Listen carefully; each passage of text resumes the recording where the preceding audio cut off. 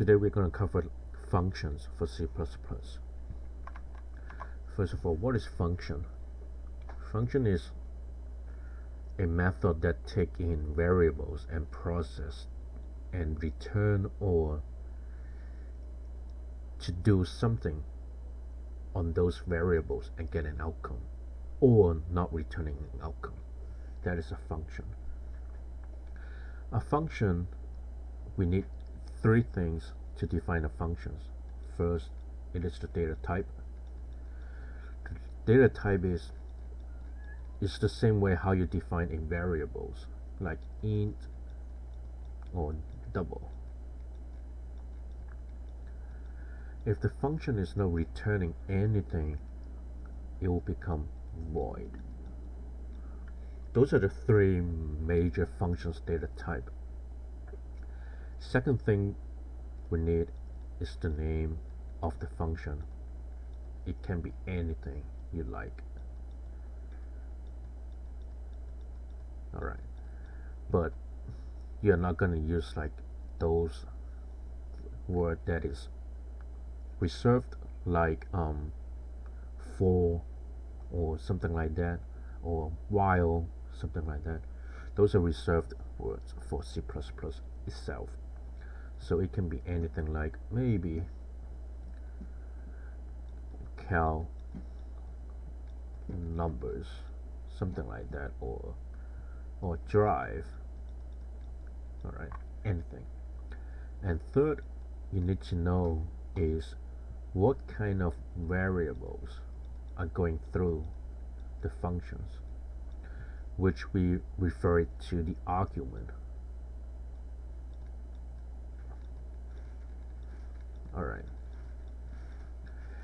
those are the three things that you need to know to create a function: data type, name of the functions, and the variables, which is the argument.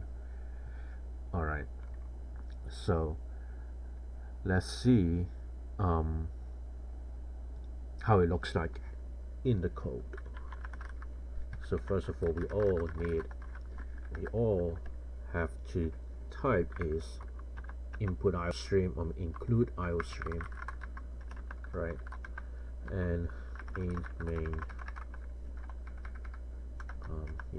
using namespace std system pause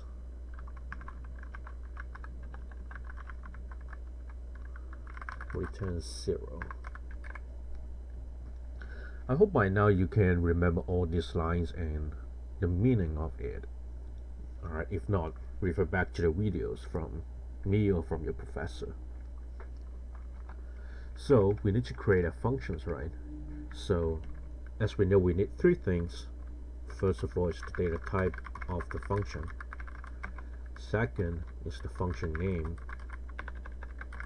Third, the variables that is going to pass through the functions, which we call the argument. Right? So let's make a basic functions that calculate two numbers, adding two numbers. Alright, so for example, two whole numbers, like there's a non-decimal in it, so integer. Let's do an integer, and the function name is called cal number, and then we need an argument. We're going to pass through two numbers, right? At least two numbers, right? So let's make it easy. We're going to pass through two numbers. First of all is int a and int b. Alright, this is the way how you define a function. And then to do that, what we have to do is we need to define or to create the actual functions what it's going to process. We pretty much copy the whole thing and do that and put curly braces, or you can say a light bulb, wherever you like. There's many different ways to do one stuff. It will have the same outcome. So you know that we're going to add two numbers, a plus b, right? And since it is an int data type function, it's going to return something. Let's return that outcome, right? And then we have to define two variables a and b so we can add them together, and we should set some value to it like 1, and then b is equal to 2. So as you know, we are genius, we know 2 plus 1 is what, which is 3, right? So let's print that out. See out, and calling the functions, we just simply type the name of the functions, and we're gonna pass through variable a and b so that we can do the calculations, right? So by doing that, that's pretty much it, right?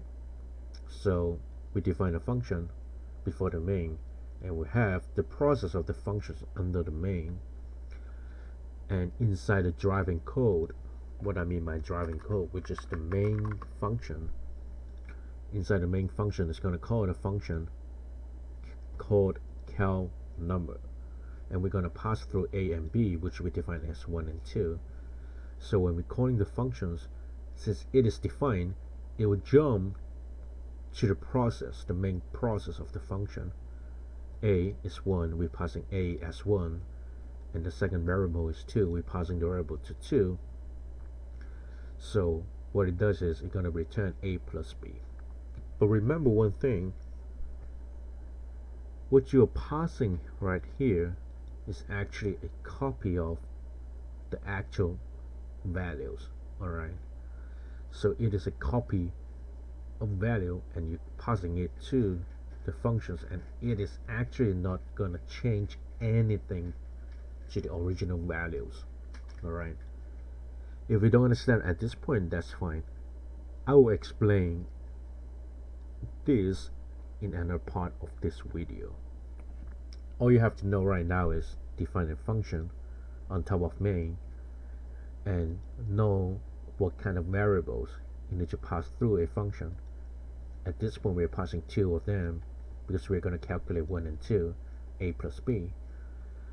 And the main functions process is going to be under the main, and we're going to return a plus b, which is 3, to wherever it is being called, which is right here. And this line is saying print out the result of this specific function on the console. That is what it means, alright? So let's compile and let's run it. So it is returning a 3 as we expected. We are genius. We know that this function is calling a plus b, and 1 plus 2 is 3. That's what it is printing 3 on the screen, alright? So sounds like we have a basic idea. Let's do one more. Let's do multiplication, alright?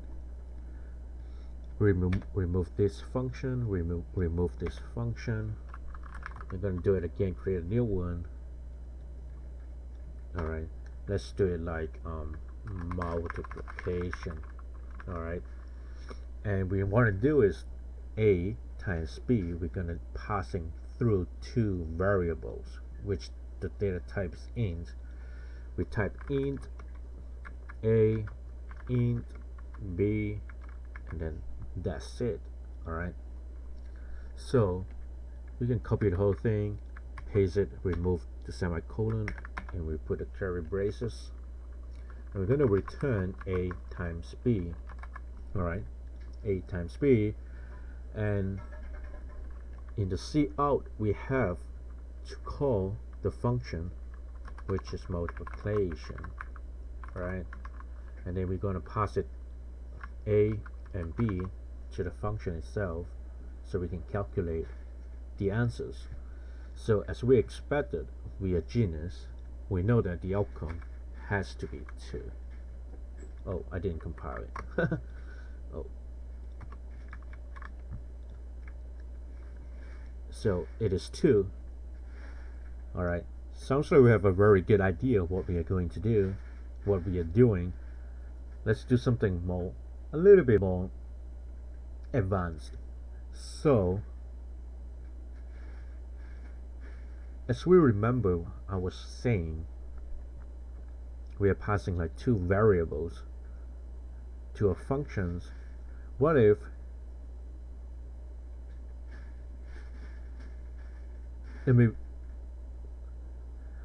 what I mean is we're gonna pass through two variables in a functions, right?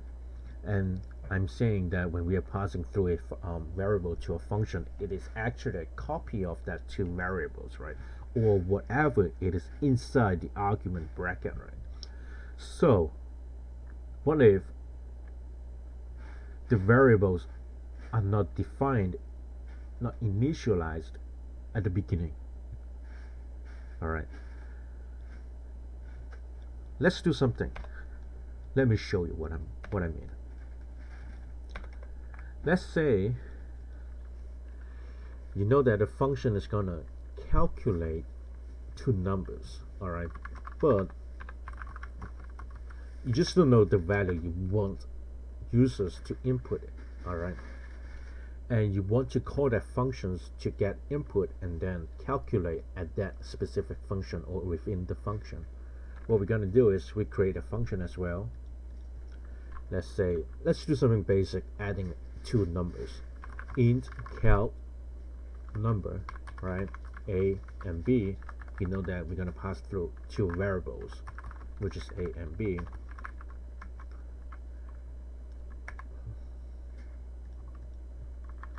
And then we paste the whole thing below main, all right. And then inside the functions, what we're going to do is we get two values from users, enter a and b, and the two numbers, so I can add them together, right? So cin a and b, all right. So, and then after that we return a plus b, all right. If you do not know, when we are passing through a function, I mean we're passing the variables inside a function, it is a copy of it and we cannot modify the values, then you're probably going to do it something similar like that. However, let's see if it works or not. Alright, fail. You see a whole bunch of stuff like, oh, unreferenced local variables and referenced local variables. Why is that? Because when you're passing two variables into a function, they don't know, the computer don't know what value is it, like what is a, what is b, what is the value, is it 0 or what do you mean, right? So that's why you know that at that point it is a copy of that values when you're passing through the function. That's why we have something called pass by reference. So what is pass by reference? What it means is you're passing two variables into a function and you're actually using the address of it, all right, which also means you're modifying the values through the function, all right. What do I mean is, let me show you. You define two values, right, a and b. Can you print that out? Can you print the value? Let's see. Nope, it's failed, right? Because a and b is all an initialized local variable, right? So it has been proven that a and b has no value in it, and you're passing through a function as an argument. The function will collapse. The function is crashed, you know? That's why you have to add two sign to it, which is the address of that specific variables, then it will work. Alright, let's compile. Oops.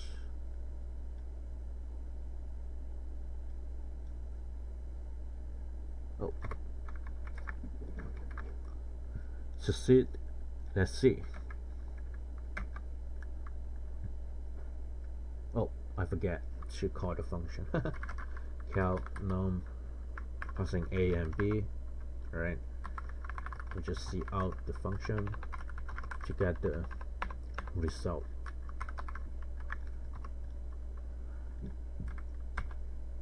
So any two numbers so I can add together, right? So let's do 1 and 1. It return 2, right? If you don't believe me or you're still not seeing it, let's print out the variable a that we modified and the variable b that we have modified.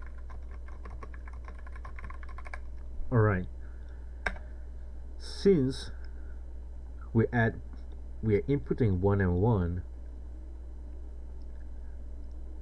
and after we are calling this function, it actually modified a and b as what you input a and b.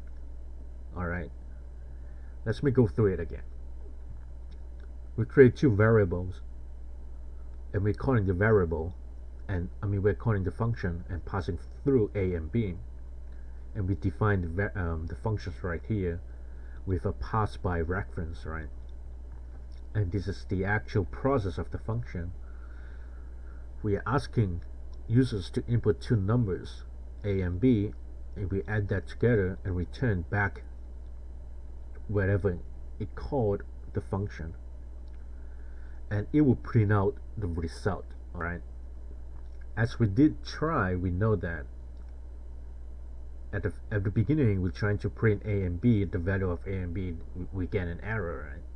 So that's mean it is not working.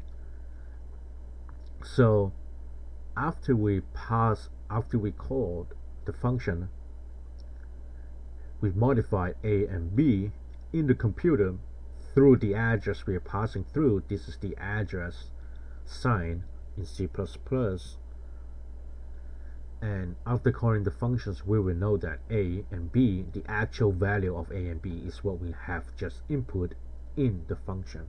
Alright, let's do it.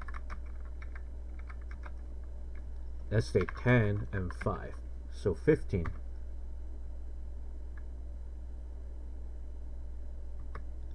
Alright, did I miss something?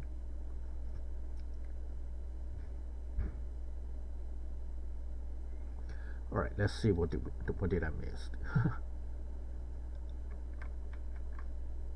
Oh, maybe I didn't compile. 10 and 5, yep. So this is the outcome. Let's add another line so it's easier to see. After modified, after calling the function to modify the actual values. Alright.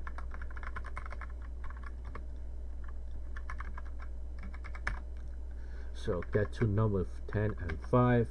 After calling the function to modify the actual variables values is 10 and 5. So 10 and 5. You see what I mean now? So let me rephrase everything again. So if the variables has not defined a value in it, you cannot pass it through the function itself, because the function itself needs the actual values from the variables, right?